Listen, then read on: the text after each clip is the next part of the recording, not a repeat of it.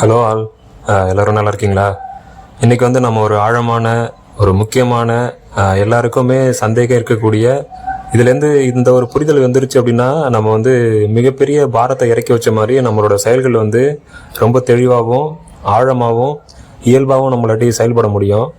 என்ன அப்படின்னா, டைட்டில் பார்த்த மாதிரி கர்மா அப்படின்றது தான். கர்மா வந்து எப்படி வந்து ஒர்க் ஆகுது, எப்படி வந்து இயங்குது, எப்படி செயல்படுதுன்னு தெரிஞ்சுக்கிட்டோம் அப்படின்னா, இப்போ அந்த கர்மாவிலேருந்து தப்பிக்கிறதுக்கு வழி இருக்கா இல்லையா? கர்மான்றது செயல்லேருந்து உருவாகுது அப்படின்னா, செயல் செய்கிற எல்லாருக்குமே கர்மான்றது உருவாகி ஆகணும். அப்படின்னா இப்போ அதுலேருந்து அறிவியல் படி பார்த்தோம் அப்படின்னா, செயல் செய்கிற எல்லாருமே வாழ்க்கையில் செயல் செஞ்சுட்டே இருக்கோம். நம்ம தெரிஞ்சோ தெரியாமலோ தூங்கும் போதும் வந்து செயல் நடந்துகிட்டே இருக்குது. செயல் நடக்கிற எல்லாருமே வந்து கர்மா செஞ்சாகணும் அப்படின்ற பட்சத்தில் எப்படி வந்து ஞானிகள் மட்டும் இதுலேருந்து வந்து விலக்கு பெறுறாங்க, அவங்களுக்கு வந்து கர்மாவே ஒட்டுறதில்லை அப்படின்னு சொல்கிறாங்களே, அது எப்படி அப்படின்றத ஒரு எனக்கு புரிந்த இந்த பிரபஞ்ச புரிதல் வழியாக ஒரு சின்ன உணர்தல் மூலமாக, என்னோட புரிதல் மூலமாக நான் அதை உங்களுக்கு வெளிப்படுத்த முயற்சி பண்ணுறேன். நம்ம இந்த டாபிக் உள்ள போவோம். அதுக்கு முதல்ல வந்து நமக்கு ஒரு சின்ன புரிதல் வேணும். என்ன அப்படின்னா, நம்ம வந்து 3 விதமான உணர்வு தளத்துலேருந்து இயங்குகிறோம். நார்மலாக பார்த்தீங்க, அடிப்படையில் பார்த்தீங்க அப்படின்னா உடல், மனம், ஆன்மா, இந்த 3 விதமாக வந்து நாம் வந்து இயங்குகிறோம். எல்லா மனிதர்களுமே வந்து தெரிஞ்சோ தெரியாமலோ இந்த 3 விதமான அடிப்படை தளத்துலேருந்து தான் வந்து இயங்கிட்டு இருக்கோம். இதில் எந்த தளத்துலேருந்து இயங்குகிறோம் அப்படின்றது தான் வந்து இங்கே முக்கியமாக மிகப்பெரிய சூட்சமே வந்து இங்கே மட்டும்தான் இருக்குது. அவ்வளோதான், வேறு எதுவுமே கிடையாது. அதாவது இப்போ நான் ஒன்று உங்களுக்கு சொல்லும்போது உங்களுக்கு புரியும். என்ன அப்படின்னா, இதில் முக்கியமான விஷயம் அப்படின்னா என்ன அப்படின்னா, கவனம்னு சொல்லுவாங்க. கவனம், ஃபோக்கஸ் அப்படின்னு சொல்லுவாங்க. இந்த கவனம் அப்படின்றது ஏன் அவ்வளோ முக்கியம் அப்படின்னா, இப்போ வந்து ரீசெண்டாக தான் வந்து குவாண்டம் அப்படின்றதுல வந்து நிறைய எக்ஸ்பெரிமெண்ட் பண்ணி வந்து அந்த ஃபோக்கஸ், அதாவது அப்சர்வர் இருக்கும்போது அந்த ஒரு நிலைமை எப்படி இருக்குது, அப்சர்வர் இல்லாத போது அது வந்து எப்படி இருக்குன்னு சொல்லிட்டு கிட்டத்தட்ட ஒரு 70 வருஷத்துக்கு முன்னாடி கண்டுபிடிச்சாங்க. அதுக்கப்புறம் தான் இப்போ குவாண்டம் வளரும்போது தான் வந்து இந்த ஃபோக்கஸ், கவனம்ன்றது அவ்வளோ பெரிய முக்கியமான விஷயம் அப்படின்றது வந்து அறிவியல் உலகிலே மாற்றி போட்டுது அப்படின்னு சொல்லிட்டு இப்போ ரொம்ப அதை பற்றி அதுக்கு வந்து முக்கியத்துவம் கொடுத்து அது நல்ல ஆராய்ச்சிகள் பண்ணிகிட்டு இருக்காங்க. ஏன்னா வந்து கவனம் இருக்கும்போது தான் வந்து அங்கே ஒரு பொருளே இருக்கிறதாவும், கவனம் இல்லாத போது அந்த பொருளே இல்லை அப்படின்ற அளவுக்கும் கூட அறிவியல் வந்து சொல்லுது. ஆனால் அந்த அளவுக்கு மனிதனால் வந்து எப்படி வந்து இப்போ நான் ஒரு வீட்டை பார்க்குறேன், நான் அந்த வீட்டை பார்க்காதப்ப அந்த வீடு இல்லைன்னு நான் எப்படி ஒத்துக்க முடியும் அப்படின்ற மாதிரி ரொம்ப வந்து காரசாரமான ஒரு முக்கிய விவாதமாக போயிட்டு இருக்கு. அது வந்து ஆக்சுவலி அவங்க சொல்கிறது உண்மைதான். அது வந்து நான் பின்னாடி உங்களுக்கு விளக்கமாக சொல்கிறேன். நம்ம இப்போ வந்து கர்மாவை பற்றி பார்ப்போம். நான் சொன்ன மாதிரி கர்மா வந்து உடல், மனம், ஆன்மா, இது முக்கிய 3 விதமான அடிப்படை தளத்திலேருந்து இயங்குது. இப்போ வந்து நாம் வந்து எதை கூட தொடர்பு படுத்திக்கிறோம் நம்மளை அப்படின்றது தான் வந்து இங்கே மேட்ரு. அதுதான் வந்து முக்கியமே. இப்போ வந்து பார்த்தீங்க அப்படின்னா, இந்த 3 விஷயங்களையும் வந்து உணர்வு தளத்தை வந்து மாற்ற முடியுமா அப்படின்னா கண்டிப்பாக மாற்ற முடியும். ஒரு மனிதன் வந்து தெரிஞ்சோ தெரியாமலோ இந்த 3 உணர்வு தளத்திலேருந்து செயல்பட்டுகிட்டே தான் இருக்கான். மாறி மாறி செயல்பட்டுகிட்டே தான் இருக்கான். முக்கியமாக சொல்லப்போனால் உணர்வு தளம் தான் வந்து ஆழத்தில் இருக்குது. மனதுன்றது வந்து மேற்புறமாக இருக்குது. உடல்ன்றது வந்து புறத்தோற்றமாக இருக்குது. நமக்கு உடலும் மனசும் வந்து நம்மளோட தெரிஞ்ச உடல் வந்து உடலாகவும் தெரியாத உடல் வந்து மனமாகவும் இருக்குது அப்படின்னு சொல்லுவாங்க. அதாவது மனசும் உடலும் வேறு வேறு கிடையாது, ரெண்டுமே ஒன்று தான். அது வந்து அகத்தோற்றம், உடலோட அகத்தோற்றம் மனம், உடலோட அதோட புறத்தோற்றம் வந்து மனதோட புறத்தோற்றம் வந்து உடல்னு சொல்லலாம். ரெண்டுமே வந்து அந்தளவுக்கு ஒரு ஒத்திசைவாக இருக்குது. உடல் இருக்கிற வரைக்கும் தான் மனசை நமக்கு தெரியும், மனசை வந்து நம்மளாடி உணர முடியும். அதுக்கப்புறம் வந்து உணர முடியாது. ஏன்னா வந்து மனம் அப்படின்றதே வந்து பார்த்தீங்கன்னா எண்ணங்களோட தொகுப்பு தான், வேறு எதுவுமே கிடையாது. நமக்கு தொடர்ச்சியாக உருவாக்கக்கூடிய எண்ணங்களோட ஒரு கோர்வை தான் வந்து மனசு. இப்போ நம்ம வந்து இந்த 3 விஷயத்துக்கு, இந்த உடல், மனம், ஆன்மா, இந்த 3 விஷயத்துக்கும் சில அடிப்படை கூறுகள் வந்து, அதாவது அடிப்படை கட்டுப்பாடுகளுக்கு உட்பட்டதாக இருக்குது. அதை நேரடியாக சொல்லணும் அப்படின்னா, இப்போ உடல் வந்து எப்படின்னா பௌதிக ஆற்றல்கள், காரண காரியங்கள், சார்பு நிலை தத்துவங்கள்னு சொல்லுவாங்க. அதாவது ஒரு காரணத்திலேருந்து ஒரு விளைவு உருவாகுது, ஒரு விளைவுலேருந்து திரும்ப ஒரு காரணம் உருவாகும். இது மாதிரி தொடர்ச்சியான ஒரு ஓட்டம் தான் வந்து இந்த சார்பு நிலை தத்துவம்னு சொல்கிறது. இந்த சார்பு நிலை தத்துவங்களால தான் இந்த பிரபஞ்சம் வந்து 1 by 1 உருவாயிருக்கு. அதாவது பார்த்தீங்கன்னா ஒரு விஷயத்துலேருந்து ஒரு எப்படின்னா ஒரே ஒரு அணுவிலேருந்து ஒரு சுழல் அணு உருவாகி ஆகாயம் ஃபஸ்ட்டு உருவாகுது. அதுலேருந்து வந்து காற்று உருவாகுது, ஆகாயமும் காற்றும் சேர்ந்து நெருப்பு உருவாகுது, ஆகாயம் காற்று நெருப்பு 3 சேர்ந்து வந்து நீர் உருவாகுது, இது 4 சேர்ந்து ஒரு நிலம் உருவாகுது. இப்போ 5 பஞ்சபூதங்களே வந்து பார்த்தீங்கன்னா ஒன்னோட ஒன்று சார்பு நிலையிலேருந்து தான் உருவாச்சு. இப்போ அதுலேருந்து பார்த்தீங்கன்னா அந்த 5 சார்பை வச்சு வெவ்வேறு விகிதங்களில் வெவ்வேறு கலவைகளாக பிரிஞ்சு தான் வந்து உயிர்கள் உருவாச்சு.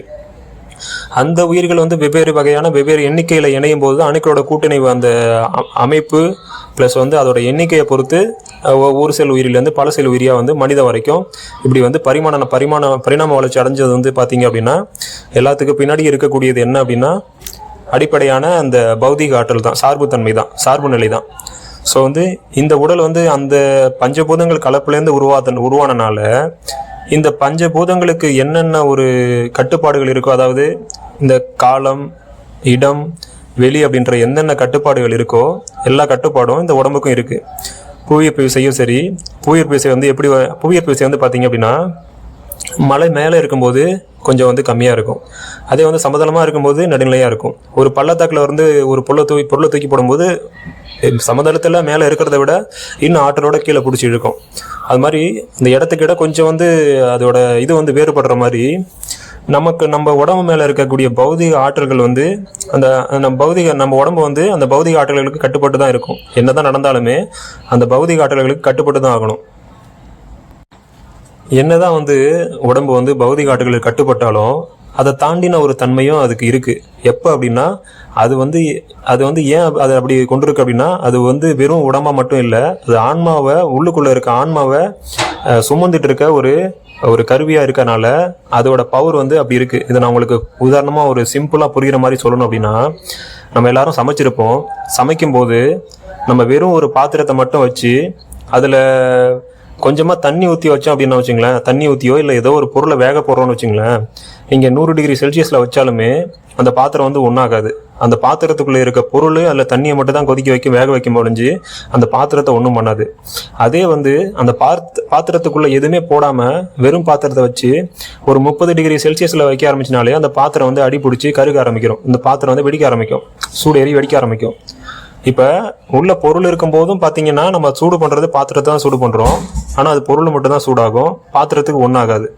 அதே போல தான் உடம்பும் எப்போ வந்து இந்த உணர்வு நிலையை வந்து சுமந்துட்டு இருக்கோ அப்போ வந்து அதுக்கு வந்து மிகப்பெரிய ஆற்றல், அதாவது அந்த உணர்வு நிலையோட சார்பு நிலை சக்தி எல்லாமே அந்த உடம்புக்கு கிடைக்கும். அப்போ வந்து அந்த உடம்பு வந்து அதனால தான் வந்து உயிர் இருக்க உடம்பு வந்து நாம் நினைக்கிற மாதிரி வந்து வெறும் இயந்திரத்தன்மையானது கிடையாது.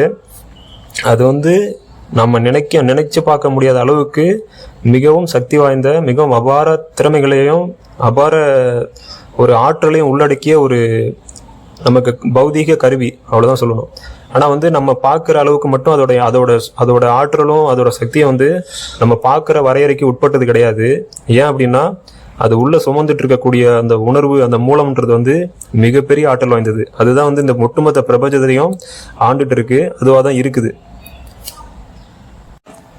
அதே போல் மனமும் அப்படிதான். நான் இப்போ உடல் வந்து எப்படி வந்து உடலை வந்து ஒரு சாதாரண வெறும் கருவின்னு நினச்சோம்னா அது வெறும் சாதாரண கருவியாகவே இருக்கும். ஆனால் அதுக்குள்ளே இருக்கிற ஆற்றலை வந்து அபாரமான ஆற்றலை அதை புரிஞ்சுக்கிட்டோம் அப்படின்னா அதை வந்து அசாதாரணமான நிலைக்கு நம்மளாட்டி கொண்டு போக முடியும். அதாவது ஒரு மனிதன் நார்மலாக பயன்படுத்தக்கூடிய அளவை தாண்டியும் அதை பயன்படுத்த முடியும். அதே போல் தான் மனசுன்றது வெறும் வந்து என்ன சொல்கிறது, உடலுக்கு வந்து ஒரு சமிக்கை கொடுக்குற, ஒரு எச்சரிக்கை உணர்வு கொடுக்குற ஒரு விஷயமா மட்டும்தான் வந்து இயல்பாக வந்து ஆரம்பத்தில் வந்து மனிதனுக்கு 2 தான். இன்னமும் பல உயிர்கள் வந்து உயிரின பரிணாமத்தில் மனிதனை தவிர மற்ற மோஸ்ட்லி எல்லாத்துக்குமே வந்து பார்த்தீங்கன்னா 2 விஷயத்துக்கு மட்டும்தான் அது வந்து ரொம்ப இம்பார்ட்டன்ஸ் கொடுக்குது. வேறு எதுக்குமே அது மூவ் பண்ணுறதில்ல. ஒன்று உணவு தேடுறதுக்கு, இன்னொன்று அது உயிர் வாழ்கிறதுக்கு. உணவு தேடுறது, உயிர் வாழ்றது, இது 2க்கு மட்டும்தான் வந்து அதோட மொத்த சக்தியில் 90% 95% வந்து அது வாழ்க்கை முழுதும் வந்து அதுக்கு மட்டும்தான் அதை யூஸ் பண்ணுது. வேற எதுக்குமே அதை யூஸ் பண்ணுறதில்ல. மனிதன் தான் வந்து அதை தாண்டி கொஞ்சம் வந்து அதை வந்து புரிஞ்சுக்கிட்டு சிந்திக்கக்கூடிய நிலைமைக்கு வந்து கொஞ்சம் பரிணாமத்தில் வளர்ந்துருக்கான். அதனால தான் வந்து மனிதனாட்டி மனதோட ஆற்றலை வந்து அவனாட்டி உபயோகப்படுத்தி புற சூழ்நிலையை மாற்ற முடியும். புற சூழ்நிலை எப்படி இருந்தாலும் அதை அவனால் மாற்றி அதை அடுத்த நிலைமைக்கு கொண்டுட்டு போக முடியும். ஆனால் வந்து உடலுக்கும் மனசுக்கும் என்ன ஒரு வித்தியாசம் அப்படின்னா, உடல் வந்து நான் சொன்ன மாதிரி அந்த பௌதீக கூறுகள், பௌதீக காரணங்கள், ஆற்றல்கள் எல்லாத்துக்குமே வந்து கட்டுப்பட்டது. அதாவது ஒரே நேரத்தில் அந்த காலத்திலையும் இடம் தூரம் அந்த நேரம் இதெல்லாம் வந்து எல்லாத்தாலையும் பாதிக்கப்படுவது. ஆனால் மனசுக்கு அப்படி கிடையாது. மனசுக்கு வந்து தூரன்றது பெரிய விஷயமே கிடையாது. அதை நினைச்ச நேரத்தில் ஒரு கணத்தில் அதை நினைச்ச அந்த பிரபஞ்சத்தை விட்டு வெளியும் போகும், அங்கே போயும் இருக்கும். நினைச்ச நேரத்தில் பக்கத்து தெருவில் இருக்க பஸ் ஸ்டாண்டுக்கு போகணும்னு நினைச்சாலும் அதே ஒரு கணத்தில் அங்கேயும் போகும். அதை எப்படி யூஸ் பண்ணுறோம், எப்படி உபயோகப்படுத்துறதுன்றதை பொறுத்து நீங்கள் விண்வெளிக்கு போகிறதும் அதே ஒரு கணம் தான் ஆகப்போகுது. பக்கத்து தெருவில் இருக்க பஸ் ஸ்டாப்புக்கு போகிறதுக்கும் அதே ஒரு கணம் தான் ஆகப்போகுது. அதே சக்தி மட்டும் தான் ஆகப்போகுது, செலவாக போகுது. ஆனால் அதோட ஆற்றல் வந்து நினைச்ச நேரத்தில், அந்த கன நேரத்தில், காலம் இடம் அந்த இதை தாண்டி அது பரிணமிச்சு செல்லக்கூடியது. உடலை விட மனதுக்கு இருக்கக்கூடிய ஒரு முக்கியமான வந்து ஸ்பெஷல் திறமை என்ன அப்படின்னா, அது இந்த உடல் கட்டுப்படுற எல்லா பௌதிக காரணங்களுக்கும் அது கட்டுப்படுறதில்ல, அதை தாண்டி செல்லக்கூடிய ஒன்றா இருக்குது. இன்னும் உங்களுக்கு புரிகிற மாதிரி சொல்லணும் அப்படின்னா, இந்த ஸ்தூல உடல் அப்படின்றது எப்படி உருவாகுதுன்னா, முதல்ல உணர்வு தளத்திலேருந்து அதுக்கப்புறம் வந்து அது ஒரு சிந்தனையிலேருந்து ஆற்றல், அப்புறம் ஆற்றலேருந்து செயல்பாடு, அதுக்கப்புறம் தான் வந்து ஸ்தூலமாக வந்து மொத்தமாக வெளிப்படுது. அதை நேராக சொல்லணும்னா, மனசோட உருவாகம், மனசுலேருந்து என்ன சிந்திக்கிறீங்களோ சிந்தனைகள் தான் வந்து நாளடைவில் வந்து பொருட்களாக மாறுதுன்னு சொல்லலாம். ஸோ உடல்ன்றது நம்ம பார்க்கக்கூடிய கடைசி ஒரு விளைவு.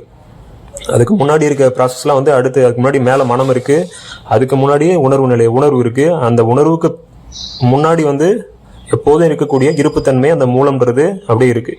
ஓகேவா? இப்படி தான் வந்து படிப்படியாக உருவாகுது. ஸோ அதனால தான் வந்து உடல் மேலே மனசுக்கு ஒரு கட்டுப்பாடு இருக்குது. ஏன்னா மனதுக்கு அப்புறம் தான் வந்து உடல் வருது. ஸோ வந்து அதனால தான் உடல் மேலே மனதுக்கு வந்து ஒரு கட்டுப்பாடு இருக்குது, எப்போதுமே இருக்குது. அடுத்து வந்து மூணாவதாக வந்து ஆன்மான்னு சொன்னோம். ஆன்மான்றது வேற ஒன்றும் இல்லை, உணர்வு தான். இங்கே உணர்வுனா ஒவ்வொரு மனுஷனுக்கும், இந்த பிரபஞ்சத்தில் இருக்க ஒரு உயிருக்கும் தனி உணர்வு இருக்குது அப்படின்னா அப்படியான்னு கேட்டிங்கன்னா அப்படி கிடையாது. இருப்பது ஒரே ஒரு உணர்வு தான். ஆனால் வந்து ஒரு உயிர்லேயும் வந்து நான் ஆல்ரெடி அதை தெளிவாக போட்டிருந்தேன். ஒரே உணர்வு ஒரு உயிர்லையும் அது பிரதிபலிக்கும் போது அந்த உயிரோட சொந்த தன்மைக்கு ஏற்ப அது வந்து சுய பிரதிபலிப்பை ஒன்று உருவாக்கிக்குது. அது வரையும் வந்து ஒரு பிரதிபலிப்பு மட்டும்தான், ஒரு ரிஃப்ளெக்ஷன் மட்டும்தான். அதாவது நான் ஒரு எடுத்துக்காட்டு கூட சொல்லியிருந்தேன். மேலேருந்து உதிக்கக்கூடிய சூரியன் வந்து எப்படி வந்து ஒரு நீர்நிலையில பக்கத்தில் இருக்க ஒரு கிணத்துலையோ ஒரு ஆற்றுலையோ ஏரியிலையோ வந்து எல்லா இடத்துலையும் எப்படி அது மேலே இருக்கிற மாதிரி அந்த தண்ணியோட அசைவுக்கு தகுந்த மாதிரி அது கலங்களாகவும் தெளிவாகவும் இருக்கிற மாதிரி ஒரு இதுலேயும் வந்து அது படும்போது அது பிரதிபலிக்கக்கூடிய தன்மை தான் வந்து ஒரு உயிராகவும் நம்ம தனித்துவமாகவும் தெரியறதுக்கு காரணம். ஒரு உயிரும் தனியாக தெரியுது. ஆனால் இங்கே உணர்வுன்றது ஒரே ஒரு உணர்வு மட்டும்தான் இருக்குது. இதை எளிமையாக சொல்லணும் அப்படின்னா, இப்போ ஒரு கடல் இருக்குன்னு வச்சுக்கோங்களேன். அந்த கடலுக்கு வந்து ஒரு மீனுக்குமே வந்து தனித்தனியாக ஒரு கடலாக இருக்குது. ஒரு திமிங்கலம் இருக்குது. எவ்வளோ பெரிய திமிங்கலம் இருந்தாலும் சரி, எவ்வளோ பெரிய மீனாக இருந்தாலும் சரி, ஒரு சின்ன அளவில் மீன் குஞ்சாக இருந்தாலும் சரி, எல்லாத்துக்குமே வந்து ஒரே ஒரு தனி தான் இருக்குது. ஒரே கடல் தான், ஒரே தண்ணி தான். ஆனால் அதை பொறுத்த வரைக்கும் அது வந்து வேறு மாதிரி தெரியலாம். அதுக்கு தனியாக இருக்க, அது ஒரு இடத்துக்கு தகுந்த மாதிரி தனியாக இருக்க மாதிரி அதுக்கு வந்து உணர்வு வரலாம். ஆனால் வந்து இருப்பது ஒரே ஒரு விஷயம் மட்டும்தான். அதே போல் ஒரு கடற்கரையில் நிற்கிறீங்க. கடற்கரையில் நிற்கும்போது பலூன்களை வந்து நம்ம ஊதி பறக்க விடுவோம். இப்போ உள்ள அந்த பலூனுக்குள்ளே இருக்க காற்றும் பலூன் வெளியே இருக்க காற்றும் வேறு காற்றா அப்படின்னா ரெண்டுமே ஒரே காற்று தான். ஆனால் வந்து அது உள்ளுக்குள்ளே இருக்கும்போது அதை சுமந்து ஒரு வடிவமாக சுமந்து வந்து தனியாக இருக்க மாதிரி அந்த பலூனுக்குள்ளே இருக்க பலூன் தான் நாமன்னு வச்சுக்கோங்க, மனிதர்கள்னு வச்சுக்கோங்க. பலூன் இருக்க காற்று தான் நாமன்னு வச்சுக்கோங்க. பலூன்ற ஒரு உடலை வச்சு நம்ம உள்ளே இருக்க காற்று வந்து நம்மளுதுன்னு நினச்சி நம்ம சொந்தம் கொண்டாடிட்டு அது மட்டுமே நாம தான் உயரமாக பறக்கிறோம், நாம தான் எல்லாமே செய்கிறோம்னு சொல்லிட்டு நம்ம வந்து என்ன சொல்கிறது, நாமே வந்து ஒரு சுய வசியம் பண்ணிக்கிறோம். செல்ஃப் ஹிப்னாட்டிசம் சொல்லுவாங்க. அந்த மாதிரி தான் வந்து எல்லாத்தையும் நம்மளா வந்து நம்ம தனியாக இருக்கோம்னு நினச்சி நம்ம எல்லாத்தையுமே வந்து நமக்குன்னு எடுத்துக்கிட்டு நம்ம வந்து இந்த உலகத்தோட இன்ப துன்பங்களால் இன்பம் வரும்போது சந்தோஷப்படுறதும், துக்கம் வரும்போது அதை வந்து ரொம்ப வருத்தப்படுறதும் எல்லாத்தையும் பண்ணிட்டு சுற்றிட்டு இருக்கோம். ஆனால் உண்மையில் அடிப்படையில் பார்த்தோம் அப்படின்னா பலூனுக்கு உள்ளே இருக்க காற்றும் ஒன்று தான், பலூனுக்கு வெளியே இருக்க காற்றும் ஒன்று தான். பலூன் எவ்வளோ நேரம் இருந்தாலும் எப்படியாவது கொஞ்சம் கொஞ்சமாக அந்த காற்று வெளியாகி இல்லை திடீர்னு வெடித்தாலுமே அந்த காற்று வந்து திரும்ப எங்கேருந்து வந்துச்சோ அந்த உணர்வு நிலைக்கே தான் போகுது, அந்த மூலத்துக்கே தான் போகுது. அதே போல தான் நம்ம உயிரும் வந்து, இந்த உயிர் வந்து வெறும் பிரதிபலிப்பு மட்டும்தான். எப்போ இந்த உடல்ன்ற இந்த இதை வந்து அமைப்பு வந்து அந்த மாறிய திரும்ப வந்து அந்த உடல் வந்து இல்லாமல் போதோ, எப்படி வந்து இயற்கை இந்த பௌதிக உடலுக்குன்ற கட்டுப்பாடு வந்து எல்லாமே வந்து பார்த்தீங்கன்னா தோன்றுறது மறையிறது, திரும்ப தோன்றுறது மறையிறது. இந்த சுழற்சி வந்து பௌதிக உடலுக்கு இயற்கையாக உள்ளது. அதே போல் இந்த உடல் இருக்க வரைக்கும் அந்த மனதும் அந்த உயிரும் வந்து அதுக்குள்ளே நிலையாக இருக்க மாதிரி இருக்குது. எப்போ இந்த உடல் வந்து அதுக்குரிய தன்மை இழக்குதோ அப்போ வந்து தானாக அந்த உணர்வு, அந்த மூலம், அந்த ஆன்மான்றது எங்கேருந்து வந்ததோ அதுலேயே வந்து இயற்கையாக கரைஞ்சிருது. திரும்ப கொஞ்ச நாள் கழித்து திரும்ப வந்து ஒரு புதிய உடல் எடுக்கும்போது அந்த உடலில் அதோட ஏற்கனவே இருந்த ஒரு வாசனைக்கு தகுந்த மாதிரி, அதோட உணர்வு தளத்துக்கு தகுந்த மாதிரி அப்படி ஒரு உடலை உருவாக்கி அந்த உடலில் போயிட்டு திரும்ப தஞ்சமாகுது. இப்படி தான் வந்து ஒரு சுழற்சி உருவாகுது. இதில் வந்து நம்ம புரிஞ்சிக்க வேண்டியது என்ன அப்படின்னா, இப்போ வந்து நம்ம கர்மா அப்படின்றது எப்படி இயங்குது, அதுலேருந்து நாம் எப்படி வெளியில் வர்றது, அதுலேருந்து எப்படி நம்ம மீண்டு வர்றது, இல்லை வந்து அதில் வந்து பாதிக்கப்படாமல் எப்படி இருக்கிறது அப்படின்றத நம்ம கேள்வி. இதுக்கு ஒரே வரியில் பதில் சொல்லணும் அப்படின்னா, இப்போ நான் யார் அப்படின்றத நாம் இந்த 3 தளத்தில் உடல், மனம், உணர்வு, அந்த ஆன்மா அப்படின்றதுல எதை கூட நம்ம அந்த நான் யாருன்றத தொடர்புபடுத்திக்கிறோமோ அதுதான் இங்கே மொத்த விஷயமும். இப்போ வந்து நான் இந்த உடல் அப்படின்றத கூட தொடர்புபடுத்திக்கிட்டேன் அப்படின்னா எனக்கு வந்து அந்த உடலுக்கு உண்டான எல்லா விதமான பௌதிக ஆற்றலுக்கும் நான் கட்டுப்பட்டு தான் இருந்தாகணும். காலம், இடம், வெளி, காரண காரியங்கள், சார்பு நிலை தத்துவங்கள் எல்லாத்துக்கும் நான் உட்பட்டு தான் இருந்தாகணும். ஸோ வந்து இதுலேருந்து அஃபெக்ட் ஆகக்கூடிய, அதில் பாதிக்கப்படக்கூடிய எல்லா விஷயங்களுக்கும் நான் அதில் பாதிப்படைஞ்சு தான் ஆகணும்.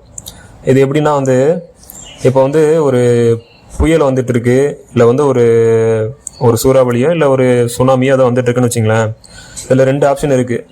நீங்கள் நடுவில் போய் நின்றுக்கிட்டு அந்த தண்ணியை வந்து வர ஃபோர்ஸில் அதை அடிக்கும் போது, இல்லை கண்ணில் வந்து புயல் அடிக்கும் போது கண்ணில் தூசி படும்போது மேலே உங்கள் மேலே அது மேலே பறந்து வர எல்லா பொருட்களும் உங்களை வந்து உங்கள் பாடியை வந்து காயப்படுத்தும், உடம்பு அது காயப்படுத்தும், உங்களை சேதப்படுத்தும், உங்கள் கண்ணெலாம் எரிச்சலாகும், எல்லா விதமான விளைவுகளும் நடக்கும். அதே ஒரு சுனாமி வரும்போது நீங்கள் எதிரில் போய் நின்னீங்க அப்படின்னா உங்களை தூக்கி அடித்து எங்கே கொண்டு போடுன்னே தெரியாது. அப்படி வந்து நேருக்கு நேராக நின்றுக்கிட்டு அந்த தாக்கத்தில் வந்து எனக்கு ஏன் இப்படி நடக்குது, நான் என்ன பாவம் பண்ணேன் அப்படின்ற மாதிரி நாமளே வந்து வழினா வந்து நம்ம அந்த உடம்பு கூட தொடர்புபடுத்திக்கிட்டு அதுக்கு உரிய அந்த உடம்புக்கு வரக்கூடிய எல்லா துன்பங்களையும் நாமளும் சேர்ந்து அனுபவிக்கிற மாதிரி தான் வந்து நாம் வந்து உடம்பு கூட இந்த நான் யாருன்றதை உடம்பு கூட தொடர்புபடுத்திக்கும் போது நமக்கு நடக்கிற விஷயங்கள் இதுதான். இப்போ மனிதனுக்கு வந்து மற்ற விலங்குகளுக்கு வந்து வேற இது வந்து இயல்பாகவே வந்து அது வந்து என்ன சொல்கிறது, உணர்வே இல்லாத தன்மையில் அது உடல் கூட மட்டும்தான் வாழும். அந்த உடலை தவிர அது வேறு எதையும் உணராது. ஆனால் மனுஷனுக்கு வந்து இந்த இது மட்டும்தான் அந்த சுதந்திரன்றதை, மனிதனுக்கு வந்து மற்ற உயிரினுக்கு இல்லாத ஒரு சுதந்திரம் என்ன அப்படின்னா, தான் இந்த உடல் இல்லை அப்படின்றத மனுஷனுக்கு பின்னாடி இருந்து, மனதுக்கு பின்னாடி இருந்து அவனால் பார்க்க முடியும். இந்த ஒரே ஒரு விஷயந்தான் அவனை வந்து பரிணாமத்தில் இவ்வளோ உயர்ந்த இடத்துல கொண்டு வந்து வச்சிருக்கிறதுக்கு காரணம் என்ன அப்படின்னா, அவனுக்கு என்ன நடக்கக்கூடியது, என்ன நடக்குது, அதுலேருந்து ஒதுங்கி நிற்கக்கூடிய ஒரு சுதந்திரமாக அவனுக்கு இருக்குது. ஓகேவா? ஸோ இப்போ வந்து நீங்கள் இந்த உடம்பு கூட உங்களை நான் யார் அப்படின்றத, நான் இந்த உடம்பு அப்படின்னு நீங்கள் தொடர்புபடுத்திக்கிட்டீங்க அப்படின்னா, அப்போ நீங்கள் அந்த உடம்பு செய்கிற செயல், அந்த உடம்பு வழியாக நடக்கக்கூடிய ஒரு செயலுக்குமான விளைவுகளையும் வந்து நீங்கள் சுமந்து தான் ஆகணும். அதுதான் வந்து கர்மான்னு சொல்லுவாங்க. அது வந்து பாவமோ புண்ணியமோ எதுவாக இருந்தாலும் நீங்கள் அந்த உடம்பு கூட தொடர்புபடுத்தும் போது அதனால் வரக்கூடிய எல்லா பலன்களையும் நீங்கள் கர்மாவாக சுமந்து தான் ஆகணும். சரியா? இதில் வந்து 2 விஷயம் போட்டு குழப்பிக்கூடாது. இந்த புறத்தில் வாழ்கிறது அப்படின்றது வந்து வேறு விஷயம். நான் சொல்கிற அடிப்படையிலான இது வந்து வேறு. இப்போ ஒரு சின்ன எக்ஸாம்பிள் சொல்கிறேன். புறத்தில் வந்து ஒரு கொலை பண்ணிடுறீங்க. சரியா? ஏதோ உங்களுக்கு தெரியாமல் ஒரு மனிதனை வந்து ஒரு காரியத்தையோ ஏதோ ஒரு விபத்துலையோ இல்லை எப்படியோ தெரியாமையோ வந்து கொண்டு வரீங்கன்னு வச்சுங்க. அப்போ வந்து இது வந்து நான் செய்யலை அப்படின்றதுக்காக வந்து அந்த புறத்தில் தண்டனை அனுபவிக்கக்கூடாது, எனக்கு தெரியாமல் செஞ்சனால நான் புறத்தில் வந்து தண்டனை அனுபவிக்காமல் இருக்கணுமா அப்படின்னு விட்டுருவாங்களா அப்படின்னா அது வேறு விஷயம். நம்ம புறத்தில் உருவாக்கின அடிப்படை சட்டங்கள் எல்லாமே வந்து அந்தந்த காலத்தில் மனிதனோட தன்மைக்கும் மனிதனோட சூழ்நிலைக்கும் ஏற்ப உருவாக்கப்பட்டது. அதில் வந்து நாம் சரி தவறுன்ற லாஜிக்கே வந்து பார்க்க முடியாது. ஒரு இடத்துல சரியாக இருக்கிறது இன்னொரு இடத்துல தவறாக இருக்கும், இன்னொரு இடத்துல தவறாக இருக்கிறது இங்கே சரியாக இருக்கும். ஸோ வந்து புற சட்டங்களை வந்து நம்ம இதில் கணக்கில் எடுக்கக்கூடாது, போட்டு குழப்பிக்கக்கூடாது. இது வந்து உயிருக்கு இணையான அடிப்படையான சட்டம், அதாவது பௌதிக சட்டத்துக்கும் மேலான ஒரு ஆற்றல் வந்து எப்படி இயங்குதுன்றதை நான் உங்களுக்கு சொல்லிட்டு இருக்கேன். சிம்பிளாக வந்து நாம் சொன்ன மாதிரி நமக்கு 3 விதமான தளத்தில் இருந்து அடிப்படை தளத்தில் இயங்குகிறோம். இதில் நாம் எந்த தளத்தை கூட, அதாவது உடல், மனம், ஆன்மா, இதில் எதை கூட நம்மளை தொடர்புபடுத்திக்கிறோமோ அதுக்கு இருக்கக்கூடிய எல்லா விதமான சாதக பாதங்களும் நம்மளையும் அஃபெக்ட் பண்ணும். ஓகேவா? இப்போ நம்ம இந்த உடம்பு அப்படின்னு நம்ம தொடர்புபடுத்திக்கிட்டோம் அப்படின்னா உடம்புக்கு ஏற்படக்கூடிய நோய், சாவு, இன்பம், துன்பம், மாற்றம், வளர்ச்சி எல்லாமே வந்து நம்மளையும் அஃபெக்ட் பண்ணும். இப்போ வந்து நான் இந்த உடம்பு இல்லை, இந்த உடம்பு நான் எனக்கு என்கிட்ட இருக்குது, அந்த உடம்பு வழியாக நான் செயல்பட்டு இருக்கேன் அப்படின்றத புரிதல் இருந்தது அப்படின்னு சொன்னீங்க, உங்களுக்கு புரிஞ்சுக்கிட்டீங்க அப்படின்னா, இப்போ வந்து அடுத்து வந்து நான் இந்த மனசு, நான் யாருன்றதுக்கு நான் இந்த மனசு அப்படின்னு நீங்கள் உருவப்படுத்திக்கிட்டீங்கன்னா, மனதோட இயல்பு என்ன அப்படின்னா, அது வந்து என்ன சொல்கிறது, தொடர்ச்சியான ஓட்டத்திலே இருக்கணும். தொடர்ச்சியான ஓட்டம்ன்றது எப்போ இருக்கும் அப்படின்னா, மனது வந்து எதையாவது பற்றி சிந்திச்சுட்டே இருக்கும்போது தான் வந்து அது வந்து தான் உயிர் வாழ்கின்ற அப்படின்றத உணர முடியும். எதையாவது நினச்சி சிந்திச்சுட்டே இருக்கணும் அப்படின்னா, அப்போ வந்து அது வந்து துன்பம் அதிகமாக இருந்தால் மட்டும்தான் அதை சிந்திக்க முடியும். அடுத்தடுத்து என்ன பண்ணணும், ஒரு பயம் இருக்கணும், இல்லை ஒரு ஆசை இருக்கணும். இந்த 2 விஷயங்கள் இருந்தால் மட்டும்தான் அதால் வந்து ஆசையை பற்றி விவரித்து அதை பற்றி பேசிகிட்டே அதை பற்றி தொடர் ஓட்டங்களாக ஒரு கற்பனை பண்ணிகிட்டே வாழ முடியும். இல்லை பயமாக இருந்ததுன்னா, பயத்துலேருந்து நான் எப்படி என்னை காப்பாற்றிக்கிறது, இதுலேருந்து நான் எப்படி மீண்டுட்டு வர்றது, அந்த விஷயத்தை பற்றி அதை அடிப்படையாக சிந்திச்சு அது தன்னை வந்து தற்காத்துக்க முடியும். இந்த ஆசை பயம் இந்த 2 விஷயமும் இல்லை அப்படின்னா மனசுன்ற ஒன்று அங்கே இருக்கவே இருக்காது. மனம்ன்றது நான் சொன்ன போல் தொடர்ச்சியான எண்ண ஓட்டங்கள் தான். எண்ண ஓட்டங்கள் எப்போ உருவாகும் அப்படின்னா, துன்பம் இருக்கும்போது மட்டும்தான் எண்ண ஓட்டங்கள் இருந்துகிட்டே இருக்கும். ஏன்னா இன்பம் இருக்கும்போது, இன்பம்ன்றது என்ன அப்படின்னா, நீங்கள் வந்து கொஞ்சம் கொஞ்சமாக உங்களை இழக்கிறது, தான் இருக்கிறேன் அப்படின்றதே மனதை இழந்து நீங்கள் வந்து மூலத்துக்கு திரும்புறது தான் வந்து இன்பம் சொல்லுவாங்க. ஆனால் நீங்கள் நினைக்கிற இந்த துன்பத்துக்கு எதிரான இன்பம்ன்றது வந்து பார்த்தீங்கன்னா தற்காலிகமானது. அது வந்து கொஞ்ச நேரத்துக்கு தான் இருக்கும், திரும்ப வந்து அது துன்பத்துக்குள்ளே உங்களை இழுத்துட்டு போயிடும், திரும்ப இன்பம் வரும், துன்பம் வரும், இப்படி மாறி மாறி வரும். ஆனால் இந்த அடுத்த 3வது இருக்கிற உணர்வு நிலை அப்படின்றது என்ன, ஆன்மா அப்படின்றது என்ன அப்படின்னா, அது வந்து தூய்மையான இருப்புலேருந்து வரக்கூடியது. தூய்மையான இருப்பு நிலையிலிருந்து வரக்கூடியதுனால டைரெக்டாக தூய்மையான இருப்பா அப்படின்னா கிடையாது. நான் எப்படி ஒரு காற்று வந்து ஒரே காற்று தான் எல்லாத்துலேயும் இருக்கிறது, ஆனால் பலூனுக்குள்ளே இருக்க காற்றும் பலூனுக்கு வெளியே இருக்க காற்றும் எப்படி வந்து ஒன்றா இருந்தாலுமே அந்த பலூன் இருக்கக்கூடிய திக்னஸ்ஸு ப்ளஸ் வந்து அதோட அமைப்பு, அது மேலே படக்கூடிய காற்று, அதை பொறுத்து வந்து அது எவ்வளோ உயரமாக எழும்புதோ, இல்லை எவ்வளோ கீழே போதோ, இல்லை ஒரு முள்ளில் போய் மாட்டி வெடிக்குதோ, இல்லை யாரோ ஒரு கையில் மாட்டி இதுவாகுதோ, அந்த சூழ்நிலைகளை பொறுத்து அதோட அமைப்பு, அதுக்குடைய புற சூழ்நிலைகள் எல்லாத்தையும் பொறுத்து எப்படி அமையுதோ அதை பொறுத்து அதோட காலம், அது இருக்கக்கூடிய காலம், அது விதின்றது தீர்மானிக்கப்படுது. அதே போல் இப்போ வந்து நாம் வந்து அந்த உள்ளே இருக்க காற்றை மட்டும் ஃபோக்கஸ் பண்ணி, அந்த பலூனு கூட நம்மளை ஃபோக்கஸ் பண்ணாமல், நம்ம தொடர்புபடுத்தாமல், அது உள்ளே இருக்க காற்றை வந்து அந்த காற்று தான் நாம் அப்படின்றத தொடர்புபடுத்திட்டு இருந்தோம் அப்படின்னா, அது வந்து நமக்கு வெடித்தாலும் பிரச்சனை இல்லை, உள்ளே இருந்தாலும் பிரச்சனை. ஏன்னா நம்ம அது வெடித்தாலும் எங்கே போக போகிறோம், அது எந்த மூலமாக இருந்தோமோ அந்த மூலத்துக்கிட்ட நம்ம சேர போகிறோம். அந்த மூலத்துக்கிட்டே தான் நம்ம வந்தோம், அதே மூலத்தில் நம்ம சேர போகிறோம்.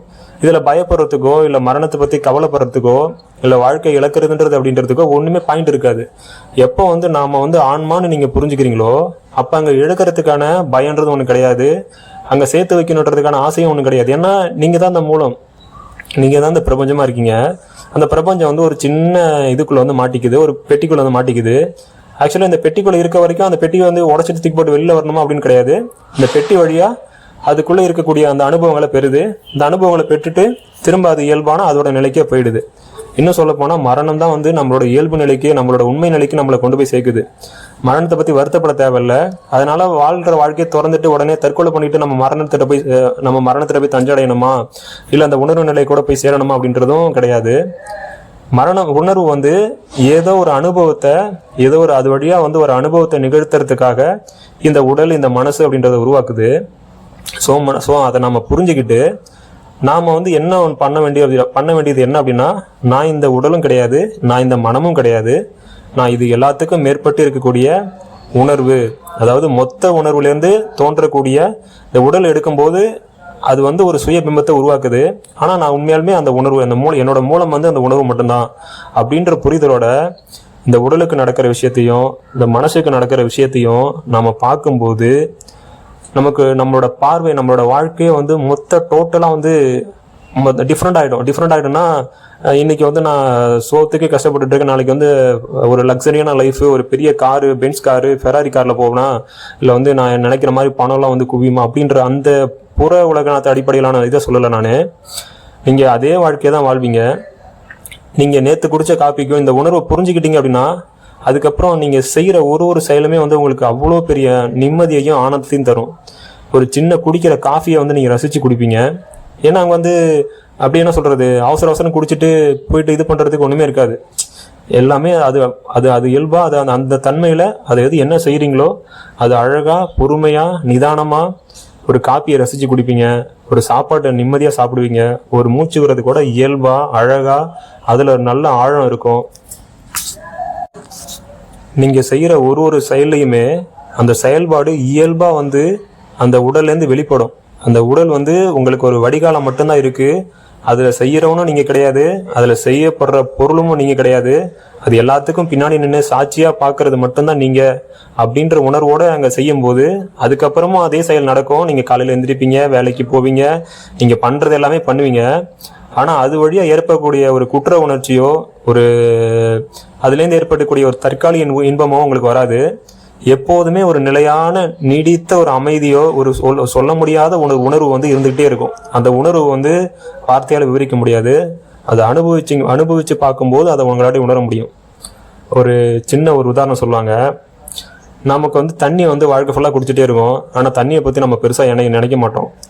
உங்களுக்கு 4 நாளைக்கு ஒரு கட்டுப்பாடு இல்லை, ஒரு வாரத்துக்கு நீங்கள் தண்ணியே குடிக்கக்கூடாது, எந்த ஜூஸ் வேணாலும் குடிச்சிக்கலாம், என்ன ஜூஸ் வேணாலும் குடிக்கலாம், ஆப்பிள்லேருந்து ஆரஞ்சுலேருந்து உலகத்தில் என்னென்ன வகையான பழங்கள் இருக்கோ எல்லா ஜூஸையும் குடிச்சிக்கலாம். ஆனால் தண்ணி மட்டும் குடிக்கக்கூடாதுன்னு உங்களுக்கு ஒரு கட்டளை போட்டோன்னு வச்சிங்களேன், மிஞ்சி போனால் ஒரு 2 நாள் இல்லை 3 நாள், அதுக்கு மேலே உங்களாட்டி தாங்கவே முடியாது. எப்படா போய் தண்ணி குடிப்போம் அப்படின்னு தான் உங்களுக்கு எண்ணம் இருக்கும். நீங்கள் வேணா ட்ரை பண்ணி பாருங்கள், ஒரு 2 நாளைக்கு ட்ரை பண்ணி பாருங்கள், உங்களுக்கு தெரியும். தண்ணின்றது எப்போதுமே இயல்பாக இருந்தது, அங்கேயே தான் இருந்தது. நான் பிறந்ததுலேருந்து குடிச்சிட்டு தான் இருக்கேன். இருந்தாலும் அதை பற்றி நான் பெருசாக நினச்சதில்லை. எப்போ அந்த தண்ணி இல்லாமல் நான் வெறும் ஜூஸை மட்டும் குடிச்சிட்டு இருக்கும்போது, ஜூஸ்ன்றது எனக்கு எப்போதுமே கிடைக்காத பொருள், அதை நான் கிடைச்சா இன்னும் சந்தோஷமாக இருப்போம், வாழ்க்கைக்குள்ள சந்தோஷமாக இருப்போம்னு நினைப்போம் நம்ம. ஆனால் அதுவே நம்ம வாழ்க்கையை குடிக்க ஆரம்பிக்கும் போது 2 நாள் குடிச்சா கூட நம்மளுக்கு தகட்டிடும், அதுக்கு மேலே குடிக்க முடியாது. எப்படா நமக்கு தண்ணி கிடைக்கும் அப்படின்ற மாதிரி தான் தோணும். அப்படிதான் இந்த உலகத்தில் நம்ம நினச்சிட்டு இருக்க சிம்பிளான விஷயங்கள்லாம் ஒன்றுமே இல்லை. ஏதோ ஒரு யாருக்குமே கிடைக்காத ஒரு விஷயம் கிடைச்சா மட்டும்தான் நம்ம சந்தோஷமா இருக்க முடியும் அப்படின்னு நினைச்சது எல்லாமே ஒரு மிகப்பெரிய அறியாமையோட மாயைன்னு சொல்லுவாங்க. மிகப்பெரிய விஷயங்கள் எல்லாமே நம்ம கிட்ட இயல்பாகவே இருக்கு, நாம தான் அதை உணர தவறிடுறோம். இதுல நம்ம அடையிறதுன்றது எதுவுமே கிடையாது, இருப்பதை உணர்றது தான், வேற ஒண்ணுமே கிடையாது. ஸோ கர்மாலேருந்து விடுபடுறதுக்கு என்ன ஒரே ஒரு வழி அப்படின்னா, நீங்க உணர்வுன்றதை நீங்க புரிஞ்சுக்கிட்டு இந்த உடலுக்கு நடக்கிற விஷயங்களையோ இந்த மனசுக்கு நடக்கிற விஷயங்களையோ அது கூட அதை பாருங்க, ஒரு சாட்சியா பாருங்க. அது நல்லது பண்ணாலும் கெட்டது பண்ணாலும் தடுக்காதீங்க. மனது கூட முக்கியமாக மனசு கூட போட்டு தொடர்புபடுத்திக்காதீங்க. இப்போ மனசுக்கு ஒரு உணர்வு வருதுன்னு வச்சிங்களேன், அந்த சூழ்நிலையை பொறுத்து ஒரே ஒரு நிமிஷம் தான் உணர்வு வரும். இப்போ ஒரு திடீர்னு போயிட்டு இருக்கீங்க, திடீர்னு போயிட்டு இருக்கோன்னா உங்கள் காலில் அடிபட்டுருது, எதிர்பாராதமாக ஏதோ மோதிடுது, ஏதோ அடிபட்டுறீங்க, கீழே விழுந்துடுறீங்க, இல்லை வண்டி ஓட்டிட்டு ஒரு ஸ்லிப் சைக்கிள் வந்துடுறீங்கன்னு வச்சிங்களேன். இப்போ விழுந்த உடனே டக்குன்னு ஏற்படக்கூடியது ஒரே ஒரு விஷயம், அந்த நிமிஷம் ஒரு வலி ஏற்படும். எந்த இடத்துக்கிட்ட அடிபடிச்சோ அந்த இடத்துக்கிட்ட வலி ஏற்படும். ஆனால் அந்த வலி ஏற்பட்ட பிறகு மனசு ஆரம்பிக்கும், ஐயோ நான் நம்ம வேலைக்கு போக முடியாது, நான் எதிர்காலம் என்ன ஆக போகுது, என் கால் ஃப்ராக்சர் ஆகிடுமோ, இல்லை என்ன ஆகுமோ, இப்போ என்னோட வேலை பாதிக்குமோ, என்னாடி சம்பாதிக்க முடியாதோ, இது நிரந்தரமாயிட்டா நான் எனக்கு என்ன பண்ணுறது, என் காலையும் நடக்க முடியாமல் போயிட்டா என்ன பண்ணுறது, இப்படின்ற தொடர்ச்சியான நீங்கள் உருவாக்கக்கூடிய அந்த கருத்துக்களும் அந்த கேள்விகளும் தான் உண்மையுமே உங்களை துன்பப்படுத்தும். ஆனால் அந்த இயற்கையாக இருக்கக்கூடிய வலின்றது அந்த ஒரு கணம் தான், மிஞ்சி போனால் ஒரு கணம் தான். அது நீங்கள் வருத்தப்பட்டாலும் வருத்தப்படலனாலும் அதுக்குரிய டைம் எடுத்து அது ஆறி அது சரியாகிட்டு தான் போகும். ஆனால் அது வரைக்கும் அந்த மனசு சும்மா இல்லாமல் எவ்வளோ கதை சொல்ல முடியுமோ, எவ்வளோ உங்களை பயமுறுத்த முடியுமோ, எவ்வளோ உங்களுக்கு அதுக்கான பாசிபிலிட்டி ஆசையை காட்ட முடியுமோ, எல்லா வழியிலையும் உங்களை சிந்திக்க வச்சுக்கிட்டே அது உயிர் வாழ்கிறதுக்காக அவங்கள இது பண்ணிக்கும். ஸோ இப்போ நான் அதுக்காக மனசு கெட்டது, மனசை உபயோகப்படுத்தக்கூடாதுன்னு சொல்லலை. மனதையும் உடலையும் இயல்பாக அதன் போக்கில் அதை இருக்க விடணும். அதாவது மனசு சொல்கிற எல்லாத்தையுமே உடலை செய்கிற அளவுக்கு வச்சுக்கூடாது. அதுக்கு முன்னாடி மனசு எங்கேருந்து சிந்திக்குது, என்னத்தை சிந்திக்குது, அது இந்த சூழ்நிலைக்கு அவசியம்தானா, அந்த சூழ்நிலை இப்போ இந்த சிந்திக்கிறது நான் தானா, இந்த மனசு சிந்திக்கக்கூடியது நான் தானா, இந்த மனசு என்ன சிந்திக்குது, இந்த உணர்வு எங்கேருந்து எனக்கு வந்துச்சு, அந்த கேள்விகள் அடிப்படை கேள்விகளை கேட்டுகிட்டே போனீங்க அப்படின்னா நாளடைவில் பார்த்தீங்க அப்படின்னா அந்த மனசோட சிந்தனைகள் ஓட்டம் குறைஞ்சி தேவையான சிந்தனைகளை அந்தந்த உள்ளுணர்வுக்கு ஏற்ப அது கொடுத்துட்டே இருக்கும். இப்போ நீங்கள் ஒரு விஷயம் கேட்கலாம், மனசு இருந்தால் தான் உலகத்தில் வாழ முடியும் அப்படின்னா, மனசு இல்லைன்னா நம்ம எப்படி வாழ்றது அப்படின்னு கேட்பீங்க. மனசு இல்லாமலே நம்மள வாழ முடியும். அது பேர் தான் உள்ளுணர்வுன்னு சொல்லுவாங்க. இந்த உள்ளுணர்வு ஒரு மிருகத்துக்கு செயல்படுற மாதிரி, அதாவது ஒரு விலங்கு பிறந்த உடனே ஒரு தண்ணியில் பிறந்தாலும் சரி, ஒரு சின்ன ஒரு பறவை குஞ்சா இருந்தாலும் சரி, அதுக்கு சாப்பிட்றதுக்கு யாருமே சொல்லிக் கொடுக்குறதில்ல. இப்போ நம்ம மனித குழந்தைய எடுத்துக்கோங்க, எதுவுமே தெரியாது, என்னன்னே தெரியாது, ஆனால் பிறந்த உடனே பால் குடிக்க வச்சா அது பால் குடிக்கும். அது எப்படி யாருக்கு கற்றுக் கொடுத்தாங்க? எல்லா விஷயமும் நம்ம கற்றுக் கொடுக்குறோம். ஆனால் அடிப்படையில் உயிர் வாழ தேவையான விஷயங்கள்ன்ற ஒரு விஷயங்களை வந்து எல்லா உயிருமே அதோட இன்னர் ப்ரோக்ராமிங் உள்ள செட் பண்ணி தான் வந்து இந்த உலகத்தில் அனுப்புது. ஓகேவா? அந்த உள்ளுணர்வை மட்டும் கவனித்து நீங்கள் வாழ்ந்தீங்கன்னா இதை விட மிக சிறப்பாக மிக தெளிவாகவும் வாழ முடியும். மனசுன்றது இந்த புற உலகத்தில் நாம் உருவாக்கி வச்சிருக்க கட்டமைப்புக்கு, அதாவது இந்த கூட்டு உணர்வு மனப்பான்மைன்னு சொல்லுவாங்க. ஒரு கூட்டமாக சேர்ந்து வாழ்கிறதுக்குன்னு சில அடிப்படைகளை வந்து ஒருத்தர் புரிஞ்சுக்கிட்டால் தான் நான் வந்து அந்த உறவு வந்து ஒரு சுமூகமாக இயல்பாக இருக்கும் அப்படின்றதுக்கு வந்து இந்த மனசோட எண்ணங்கள் வந்து யூஸ் ஆகும், உபயோகப்படும். அதை வந்து உபயோகப்படுத்திக்கோங்க. தேவையான நேரத்தில் மட்டும் உபயோகப்படுத்திக்கோங்க. எல்லா நேரங்களையும் மனசுப்படி தான் வாழணும், மனசு சொல்கிறதான் கேட்கணும் அப்படின்றது தேவை கிடையாது. ஏன் அப்படின்னா மனதிலேருந்து உருவாகக்கூடிய எண்ணங்கள் எல்லாமே வந்து பார்த்தீங்கன்னா வெறும் உங்களுக்கு தெரிஞ்ச கடந்த காலத்துலேருந்து மட்டும் தான் உருவாகும். ஆனால் இந்த உள்ளுணர்வு வந்து எப்போ வந்து மனது கூட கொஞ்சம் வெளிப்படுத்துதோ, உள்ளுணர்வு வந்து சொல்வது வந்து பார்த்தீங்க அப்படின்னா மனதை விட தாண்டினது, மனதுக்கு அப்பாற்பட்டது உங்களுக்கு சொல்லும். அது வந்து பிரபஞ்சத்தோட எல்லா அறிவுரையும் எல்லா ஆற்றலையும் தன்னோட கொண்டு இருக்கும்.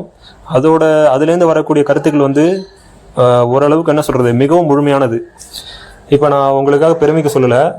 இப்போ நான் இந்த விஷயங்கள் இவ்வளோ நேரம் சொன்னது இந்த நிமிஷம் மட்டும்தான் என் வழியாக வெளியே வருது. அடுத்த நிமிஷம் போயிட்டு இதை திரும்ப சொன்னீங்கன்னா எனக்கு தெரியாது. ஏன்னா வந்து நான் வெறும் மனதை வந்து உபயோகப்படுத்தியிருக்கேன், என்னோட நினைவுகளுக்கு உபயோகப்படுத்துகிறேன். பட் வந்து வெறும் மனதிலேருந்து மட்டும் நான் பேசுறது கிடையாது. இது எல்லாமே வந்து என்னோட சொந்த புரிதலுக்கு இந்த ஒரு கணம் வந்து இந்த பிரபஞ்சம் வந்து என் வழியாக கொடுக்கறது, என் வழியாக நிகழ்த்துறது, அவ்வளோதான். இதில் வந்து நான் சொந்தம் கொண்டாடுறதுக்கு எதுவுமே கிடையாது. இதில் வந்து நான் பெருமைப்படுறதுக்கோ குற்ற உணர்ச்சி போகிறதுக்கோ எதுவுமே கிடையாது. அப்படின்ற புரிதல் வந்து உங்களுக்கு வந்துருச்சு அப்படின்னா அந்த செயல் வந்து அதுவாகவே இருக்கும், அது இயல்பானதாக இருக்கும், அவ்வளோதான். அந்த கணத்தை அந்த செயலை முழுமையாக செஞ்சுட்டு அடுத்த கணத்தை நிம்மதியாக முழுமையாக வாழுங்க. எதிர்காலன்றது தன்னையே அழகாக பார்த்துக்கும். ஸோ எப்போ வந்து நீங்கள் அந்த நான் இந்த உடல் அப்படின்றத தூக்கி போட்டுட்டு நான் இந்த மனது அப்படின்றத சுமந்துட்டு தெரியாமல் உண்மையாலுமே இது ரெண்டுக்கும் அப்பாற்பட்டு நான் வெறும் ஆன்மாவா இல்லை வெறும் உணர்வா மட்டும் இருக்கேன், அந்த மூலத்திலேருந்து வரக்கூடிய ஒரு சுய உணர்வா மட்டும் இருக்கேன் அப்படின்ற சாட்சித்தன்மையோட அந்த வாழ்க்கையை பார்க்குறீங்களோ அப்போ வந்து எந்த கர்மாவும் உங்களுக்கு அஃபெக்ட் ஆகாது. ஏன்னா கர்மான்றதே எதுலேருந்து வருது, இந்த பிரபஞ்ச மூலத்துலேருந்து வருது. எப்போ நீங்கள் வந்து அது கூடயே உங்களை தொடர்புபடுத்திக்கிறீங்களோ அது வந்து இயல்பாகவே அதுகிட்டே போயிடும். அப்போ அதோட கர்மான்ற ஒன்று உருவானாலுமே அது எதுக்கு போய்டும், அந்த பிரபஞ்சத்துக்கே போயிடும். அப்போ வந்து உங்களுக்கு வந்து அஃபெக்ட் ஆகாது. இன்னும் சிம்பிளாக சொல்லணும் அப்படின்னு வச்சுங்களேன், இப்போ வந்து ஒரு சின்ன டம்ளர்ன்றது சின்ன டம்ளர் உள்ள தண்ணி எடுத்துக்கிறீங்க. இந்த டம்ளர் தான் வந்து உடல், இந்த அது உள்ளே இருக்க தண்ணி தான் வந்து மனசுன்னு வச்சுக்கோங்க. இப்போ வந்து உணர்வுன்றது ஆன்மான்றது மிகப்பெரிய ஒரு ஏரி மாதிரி இருக்க மிகப்பெரிய கடல்னு வச்சுக்கோங்க, மிகப்பெரிய ஆறோ இல்லை மிகப்பெரிய கடலோ இருக்குது எடுத்துக்கோங்க. இப்போ வந்து ஒரே ஒரு ஸ்பூன் வந்து கர்மான்ற உப்பை வந்து அந்த சின்ன டம்ளருக்குள்ளே இருக்க தண்ணியில் போட்டிங்க அப்படின்னா அந்த தண்ணியை குடிச்சு பார்த்தீங்கன்னா என்ன ஆகும், உங்களுக்கு ரொம்ப உப்பு கறிக்கும், குடிக்கவே முடியாது. அதே உப்பை அந்த கர்மான்ற உப்பை எடுத்து மிகப்பெரிய ஒரு தண்ணி நீர்நிலையிலையோ ஏரியிலையோ போட்டிங்க அப்படின்னா என்ன ஆகும், அங்கேயும் அந்த கர்மா இருக்குது, ஆனால் உங்களுக்கு அதை எதுவுமே பாதிக்காது. இதே சேம் கான்செப்ட் தான் வந்து உங்களுக்கும் ஒர்க் ஆகுது. எப்படி எந்த உணர்வு நிலையிலேருந்து செஞ்சாலும் கர்மான்றது இருக்கும். ஆனால் நீங்கள் நான் இந்த மனசுன்னு தொடர்புபடுத்தி செய்யும்போது அதோட தாக்கம் வந்து அதிகமாக இருக்கும். அதுவே வந்து நான் இந்த உணர்வு நான் இந்த மூலத்தோட சாட்சித்தன்மை மட்டும்தான் அப்படின்னு நினச்சி செய்யும்போது அந்த கர்மா வந்து அதுக்கு போயிடும். அதனால் அது வந்து உங்களை அஃபெக்ட் பண்ணவே பண்ணாது. எதுவுமே உங்கள் கணக்கில் தனியாக இருக்காது. ஏன்னா அங்கே தனியாக நான்ற ஒருத்தனே இல்லாத போது இந்த உணர்வு மூலமாகவே நீங்கள் இருக்கும்போது மொத்த இது வந்து அது ஏற்றுக்கும். அதனால தான் வந்து ஞானிகள் என்ன சொல்லுவாங்க அப்படின்னா, எனக்குன்னு எந்த கர்ம விதிகளும் கிடையாது, கர்ம விதிகளுக்கு அப்பாற்பட்டவன் சொல்கிறதுக்கு உண்மையான காரணம் என்ன அப்படின்னா, ஏன்னா அவங்க வந்து இயல்பாகவே அந்த நான்ன்றதே கரைஞ்சு போயிடுறாங்க. நான் இல்லை அப்படின்னு புரிஞ்சுக்கிட்டு நான்றது அப்படி வந்து எதுன்னு நினைக்கிறாங்க அப்படின்னா இந்த மொத்த பிரபஞ்ச இருப்பாக தான் நான் இருக்கேன் அப்படின்றத புரிஞ்சுக்கிறாங்க. அப்போ வந்து அவங்களுக்கு சொந்தமாக வந்து ஒரு கர்மா வந்து உருவாகிறது கிடையாது. இதை ஈஸியாக புரிஞ்சுக்கிட்டீங்க அப்படின்னா, இதை புரிஞ்சுக்கிறது மூலயமா வந்து நீங்கள் ஞானம் அடைஞ்சால் மட்டும்தான் இதை புரிஞ்சுக்கணும் அவசியம் கிடையாது. ஒரு நார்மலான வாழ்க்கையை வந்து வாழும்போது இந்த உணர்வோடு வாழும்போது உங்களுக்கு வந்து ரொம்ப பாரமற்ற வாழ்க்கையாக இருக்கும். எந்த ஒரு செயலுக்கும் வந்து நீங்கள் ரொம்ப அவசரப்படவும் மாட்டீங்க, ரொம்ப குற்ற உணர்ச்சி படவும் மாட்டீங்க, கடந்த காலத்தை நினச்சி வருத்தப்படவும் மாட்டீங்க, எதிர்காலத்தை நினச்சி பயப்படவும் மாட்டீங்க. நிகழ்காலத்தில் உங்கள் கண்ணு முன்னாடி உங்களாட்டு இந்த நேரத்துக்கு என்ன சரியாக செய்ய முடியுமோ அதை மட்டும் செஞ்சுட்டு அதுலேருந்து வர விளைவுகளை அந்த மூலத்திட்டே விட்டுட்டு, மரணம்ன்றது இந்த என்ன சொல்கிறது, நம்ம ஒரு பெட்டிக்குள்ளே அடைச்சி தற்காலிகமாக இந்த மூலம் வந்து நம்ம வழியாக உணர்கிற அனுபவங்கள் மட்டும்தான். மரணம்ன்றது இதுலேருந்து நம்ம பெறக்கூடிய, நம்ம திரும்ப மூலத்துக்கு போகக்கூடிய ஒரு விடுதலை மட்டும்தான் அப்படின்றத தெளிவாக புரிஞ்சுக்கிட்டோம் அப்படின்னா மரணத்தை பற்றி பயமும் இருக்காது, கடந்த காலத்தை பற்றி கவலையும் இருக்காது, எதிர்காலத்தை பற்றி பயமும் இருக்காது. நிகழ்காலத்தை நிம்மதியாக சந்தோஷமாக முழுமையாக நம்ம அனுபவிச்சுட்டு ஒரு நிமிஷத்தையும் கலந்து போகலாம். சொல்ல வந்ததை ஏதோ உங்களுக்கு புரிகிற மாதிரி சொல்லியிருப்பேன்னு நினைக்கிறேன். இதில் ஏதாவது சந்தேகங்கள் இருந்தாலும் சொல்லுங்கள், நம்ம இதை பற்றி திரும்ப விரிவாக பார்ப்போம். எல்லோருக்கும் நன்றி. வாழ்க வளமுடன்.